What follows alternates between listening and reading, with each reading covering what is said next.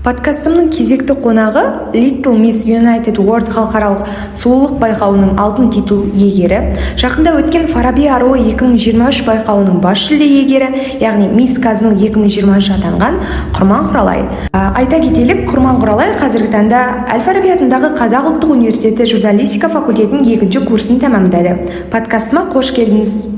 Қайырлы кеш, Айнұр. Ең алдымен өзіңнің осындай жеке авторлық подкастыңның қонағы болуға шақырғаның үшін көп рахмет айтамын. Қош көрдік. Сұхбатымызды сұрақтан бірден бастайық. Жалпы қанша жасыңыздан бері сұлулық байқауларына қатысып жүрсіз, қызығасыз? Бала күнгі арманыңыз ба мисс атану? Жалпы мен осы сахнаға қатысты би саласында жүргеніме бір 10 жылдан астам уақыт болды.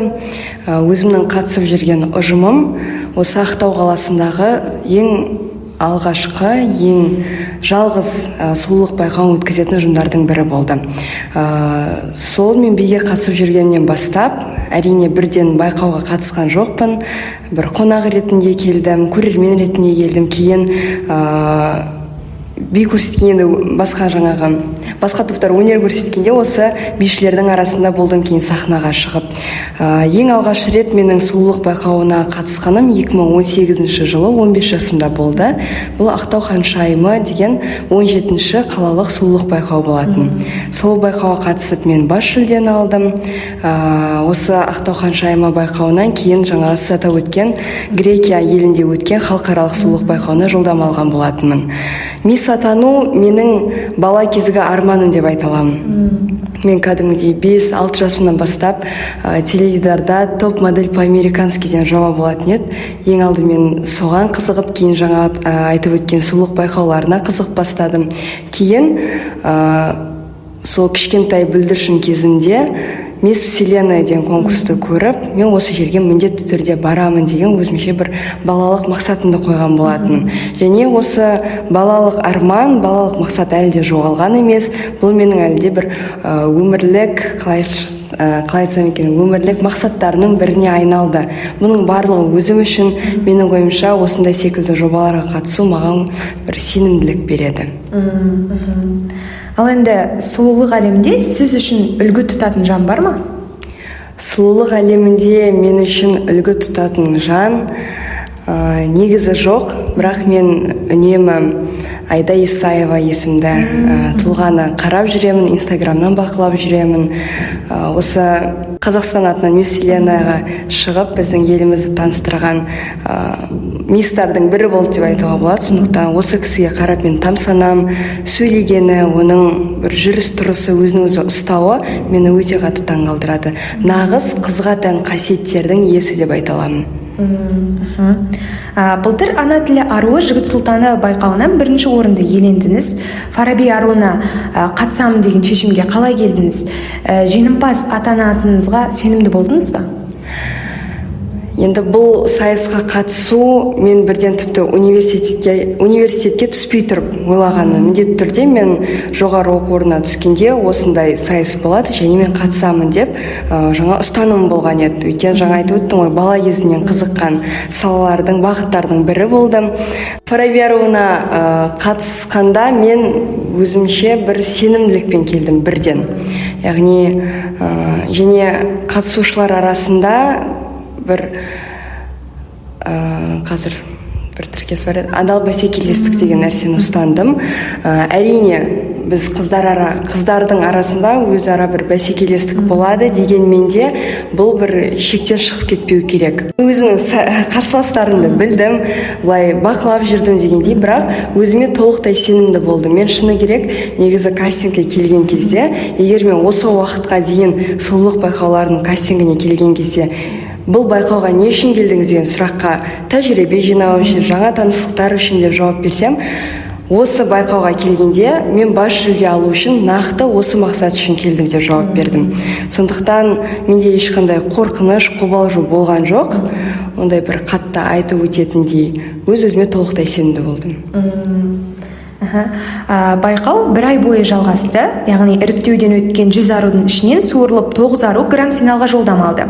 Осы уақыт аралығында не нәрсе қиындық тудырды? Қандай естеліктер қалды?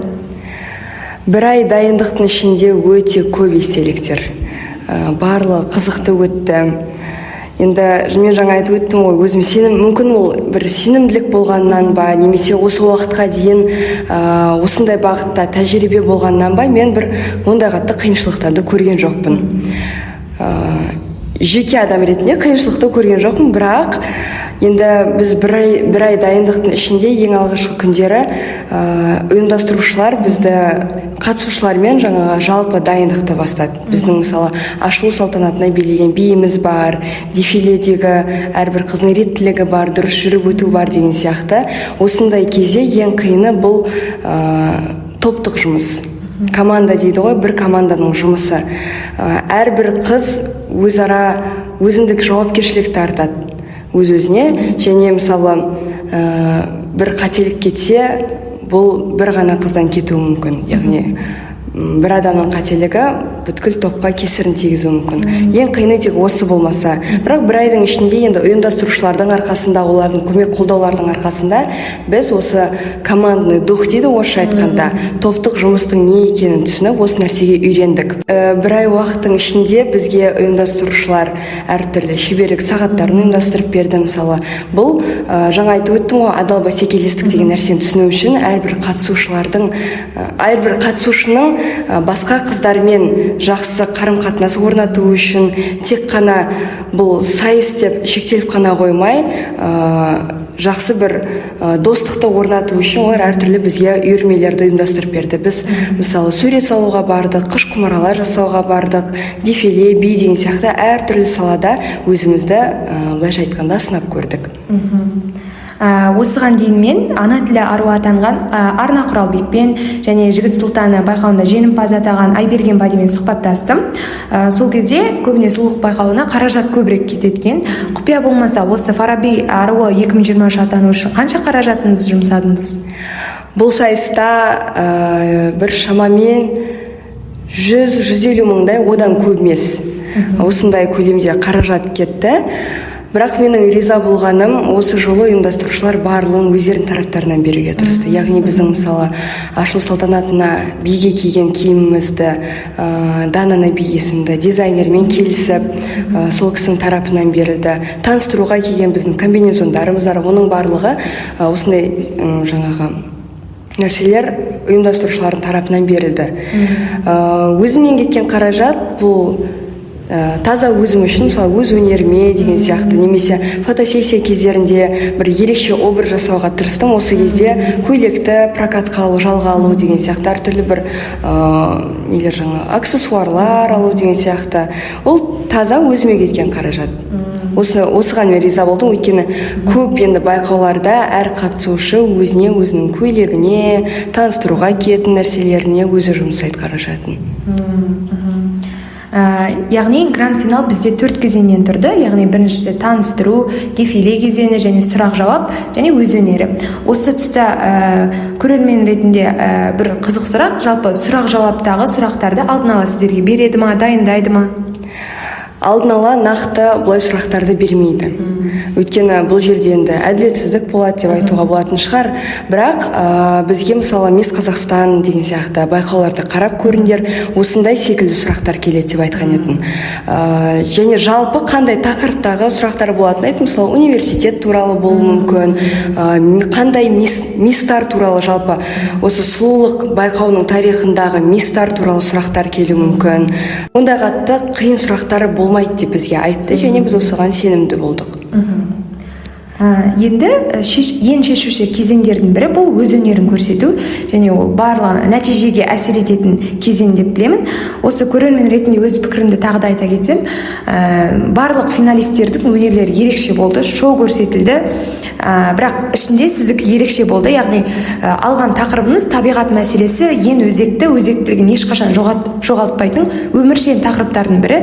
Соны бір нәзік образбен келтіре білдіңіз, және ол көрерменге жетті деп айта аламын. Бүкіл денем тітіркеніп қарап отырдым деп айта аламын. Барлық сондай әсерде болды, көрерменнің қошеметі қатты сезілді. Ал енді осы өнердің туындауының тарихы қандай? Ой, бұл тарих өте тереңі бар деп айта аламын. Негізі жаңа сіз айтып өттіңіз ғой, басқа қатысушылар шоу жасауға тырысты. Иә, бұл өте керемет көрінеді. Сондай бір сахнаны адам санымен толтырып, ерекше туындыны көрерменге ұсыну ол өте үлкен еңбек деп айтуға келеді, расымен де. Бірақ енді мен бір расымен айтайын, осындай сәтті пайдалана отырып, қулық деп айтуға келеді ма, осындай бір жол іздеуге тырыстым. Яғни басқа қатысушылардың шоу жасайтынын біліп, мен одан да бір ерекше нәрсе жасаймын деп шештім. Кейде білесіз бе, бір осындай байқауда дайындық кезде енді ұйымдастырушылар қатысушыларға да өздерінің кеңестерін береді, өздерінің ақылдарын айтады. Өйткені олардың осындай жобаларды ұйымдастыруда өзінің тәжірибелері бар, және олар көрген білгенін қалай дұрысырақ болатынын ұсынады қатысушыларға. Сол кезде көп жағдайда көрерменге шоу өтеді, көрерменге заманауи нәрселер өтеді, жастар түсінетін нәрсе өтеді деп айтатын. Трагедия жасап қажет емес деген сияқты да. Өйткені мысалы мынандай ой туындауы мүмкін, кей конкурстарда, кейбір сайыстарда көрерменнің жүрегіне жететін, көрерменді жылататын нөмірлер, туындылар бір өтімді болады деген стереотип бар деп айта аламын. Бірақ осы жолы мен сәл басқашалау жасаймын деп шештім.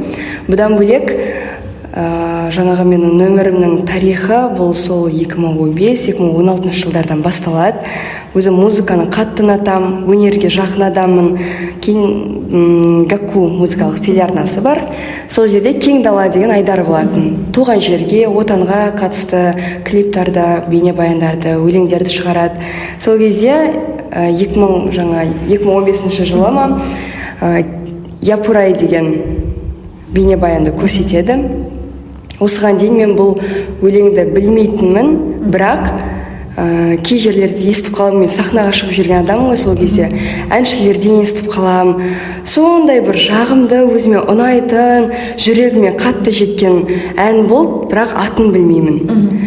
Сөйтіп оны естіп қалып, кәдімгідей жаңағы толқып, батып кеттім тыңдаған кезде. Бір тыңдалымнан кейін мен бұл туралы постта жазған болатын. Бір тыңдалымнан кейін бірден бұл менің өлеңім, менің музыкам деп ойладым. Одан кейін асыға енді сабақтан келгенде, бейімнен келгенде осы бейнебаянда қайттан шығуын асыға күтетін едім. Ол кезде енді ютубтан музыка қосу деген бізде болған жоқ, бір интернеттен тауып алу деген, тек теледидардан күтіп отырасың осының шыққанын. Сол кезде тыңдаған сайын менің ойымда бір жаңа қимылдар, бидің бір комбинациялары, сюжеттер, қалай билеймін, не туралы болады, картинасы қандай болады деген ойлар туындайтын еді. Сол өнерімнің негізгі тарихы сол кезден басталады. Мен кәдімгідей бір одан кейін енді өсе келе бұл ұмытыла бастады. Бірақ кей уақыттарда, мысалы, әсіресе интернет желісінен, инстаграмнан балериналарды көріп қалған кезде бірден сол Япыраяны есіме түсетін еді. Сол кезде қайттан құлаққабымды киіп алып, тағып алып, музыканы қайттан қосып, жаңа нәрселерді ойластырып бастайтынмын. Байқасаңыздар, менің осы өнерімде ең ерекшелік деп айтуға келетін шығар, пуанты деген нәрсе болды. Пуанты бұл балериналардың осы балетте киетін аяқ киімінің түрі. Осы пуантыда билеуді мен сол кезден ақ осы музыкаға би құрастырып бастағаннан бастап осы пуантыда билеймін деп шештім. Кәдімгідей балерина болып деген сияқты. Кейін енді осы нәрсе, осы пуантыға тұру негізі өте қиын жұмыстардың бірі болды деп айта аламын. Менде әрине хореографиялық фундамент деуге болатын шығар. Хореографиялық бастамалар бар өзімде, аяғым жаттыққан деген сияқты. Бірақ пуантыға тұру өте қиын, өйткені бұл жерде табан тартылу керек деген сияқты. Сіңірлерді жаттықтыру керек, үйрету керек. Оған тұру өте қиын. Және айта кетсем, өткен жылы мен аяғымда гипс болатын. Аяғымда травма болды, және бір жылдың ішінде пуантыға тұру ол оңай жұмыс емес. Және мен өзіме мақтанамын, осы өнерім үшін бір айдың ішінде аяғымды жаттықтырып, осы жұмыста маған айта кеткім келеді, Бақыт шоу балетінің жетекшісі Галина Асанғазықызына үлкен рахмет айтқым келеді. Маған көмектескен кісілердің бірі осы болды. Осы және табиғат тақырыбы. Япырай әні негізі өзінің мән мағынасы осы япырай деп басталады. Япырай, я құдайым-ай, қазақ даласының табиғаты неткен керемет шіркін деген сияқты бір мағынада айтылған ән. Егер осы япырай әні табиғатқа тамсануды білдірсе, менің кезегімде менің мақсатым өзімнің биім арқылы қазіргі бүгінгі таңдағы жағдайды көрсету, яғни адам қолымен антропогендік түрде табиғаттың жойылып бара жатқанын көрсету. Осы нәрсені жеткізу үшін мен арнайы жаңағы ЗКТ-да қосқан едім. Адам табиғаттың патшасы емес, ол жай ғана бір бөлігі. Осыны адамдар түсінсе екен деген мақсатпен қостым. Егер менің ойымша бұл тексті қоспасам, әр адам бұл менің нөмірімді әртүрлі қабылдайтын еді. Біреу махаббат деп ойлайды екен, біреу бір жеке тұлғалық қиыншылықтан шыға білген адам деп ойлауы мүмкін, біреу шынымен де табиғат деп ойлауы мүмкін. Сондықтан осындай бір ерекшелік бар менің биімде. Енді сұлулық байқауында әрдайым бәсекелестік өте жоғары болады. Бұйырса келесі жылы тәжіңізді табыстайсыз. Болашақ қатысушы аруларға қандай кеңес бересіз? Қандай қателіктерге жол бермеу керек? Менің ойымша әрбір қатысушы өзінің жүрегін тыңдай білу керек. Өйткені сырт жақтан келетін әңгімелер көп, сырт жақтан келетін тырнақшаның ішінде кеңестер көп. Олай әркімнің ойына назар беру ол да дұрыс емес. Біреулер айту мүмкін көрермен үшін жұмыс жаса деп, біреулер айту мүмкін өзің үшін жұмыс жаса деп. Бұл тарапта мен жеңіс бұл мен үшін. Жеңіс мен үшін. Өнерің тек көрерменге бір ойды жеткізу мақсатында болмаса, қалған барлығы бұл жүректің қалауы болу керек деп ойлаймын. Және осы кезде жаңағы енді сұлулық байқауы, жаңа айтып өттім ғой қайтадан, бұл әр қатысушының өзі үшін. Және бұл жерде оқуың бар, жұмысың бар, басқа да егер сен егер сен университет қабырғасында белсенді мүше болсаң, активист болсаң, осының барлығын бір сарында алып жүру негізі қиын жұмыс. Және осы мәселені шеше білу өнер деп білем. Бұндай кезде әрбір қатысушы қыз, орыстар гибкость деген сөзді айтады. Кез келген ситуацияға икемділікті жасауды үйрену керек деп ойлаймын. Ситуациядан шыға білу керек. Қиыншылықтар болады, шаршау болады, тағы да бір орысша сөз айтайын, выгорание деген нәрсе болады. Мен бұл байқауға қатыспай қойсамшы, уақытым босқа кетіп жатыр деген сияқты. Бірақ кез келген бастаманың хайырлысы болады, кез келген бастама тек жақсылыққа апарады. Сондықтан бұл жерде еш уайымдаудың қажеті жоқ. Егер сен осы майдан деп айтайыншы, осы майданға кірдің ба, бұны соңына дейін алып шығуға тырысу қажет. Және тағы да бір айтатын нәрсе, нақты қыздарға қатысты әрбір қыз баласы өзін өзі бағалау керек, сыйлау керек, құрметтеу керек. Әрбір қыздың табиғи сұлулығы оның ерекшелігі. Көп қыздар өзінің қарсыластарын көрген кезде өзін өзі бағалау деңгейі төмен түсіп кетеді, самооценкасы. Мына қыз неткен әдемі, мен оған жетпейтін шығармын. Өз-өзіне алдын ала шешім шығарып қояды. Әлі байқау болған жоқ, бірақ өз-өзіне шешім шығарып қояды. Бұл дұрыс емес нәрсе. Сенімділік болу керек, күш-қуат, жігер болу керек. Осы менің айтарым. Фараби аруы 2023 атанғаныңыз журналистика факультетін абыройын асқақтатқан қуаныштардың бірі болды. Осы подкастты пайдаланып, отбасыңызға, достарыңызға, сізді қолдаған қолдаушыларыңызға жылы лебізіңізді білдіре кетсеңіз. Әрине, онсыз болмайды. Менің бұл жеңісімнің артында үлкен еңбек, үлкен үлес жатыр. Бұның барлығы менің біріншіден отбасымның тарапынан келіп жатыр. Одан кейін журналистика факультетінің студенттерінің көмек қолдаулары бар. Осы жерде осы студенттердің көшін бастап келе жатқан Нұрмұхамед Райымбек атты студенттік деканымызға үлкен алғысымды білдіргім келеді. Сондай-ақ жаңа сұхбаттың ортасында айтып өттім, Бақыт шоу балетінің жетекшісі, өзімнің хореографым Есмұхамедова Галина Асанғазықызына да үлкен рахмет айтқым келеді. Бұл жерде білесіз бе, моральдық тұрғыдан да, материалдық тұрғыдан да бұны жасырып қажет емес, үлкен көмек жатыр. Мен бұны шынымен де өзімнің жеңісімнен бөлек, өзімнің абыройымнан бөлек факультетінің абыройы деп білемін. Өйткені тіпті көшеде жүрсең де, мына журфактың қызы ғой, Құралай журфактың қызы мисс болды деген сияқты пікірлерді естисің, мақтауларды. Сондықтан мен ешқашан осы кісілерге, осы жандарға, өзімнің жақындарыма, ортама алғыс айтудан шаршамаймын. Рахмет тағы да. Енді подкастымызда соңына келіп қалды. Соңғы сұрақ болсын, алдағы 5 жылда Құралайды қалай елестетесіз? Қазіргі таңда енді қыз баласының, жалпы әйел адамдардың, қыз балаларының жаңа принциптері оянды. Өзін өзі дамыту, әрі қарай жұмыс жасау деген сияқты, аяққа тұрғызу өзін. Сондықтан оқуымды бітіріп, мүмкін оны одан әрі жалғастырып, тәжірибемді қажетті бағытта әрі қарай дамыту ойда бар, әрине. Бұл менде бірінші орында. Одан кейін реті келіп жатса, одан да басқа, одан да жоғары деңгейде өтетін халықаралық сұлулық байқауларында өзімді сынап көру, өзімді дәлелдеу, көрсету бар. Және әрине бұл жеке өмірге қатысты мәселелер, мүмкін отбасы құрып жатармыз. Бұл жерде енді бұйырғаны болады, бірақ алға қойған нақты мақсаттарым, жоспарларым бар, және бұның барлығы оңынан болады деген сенімдемін.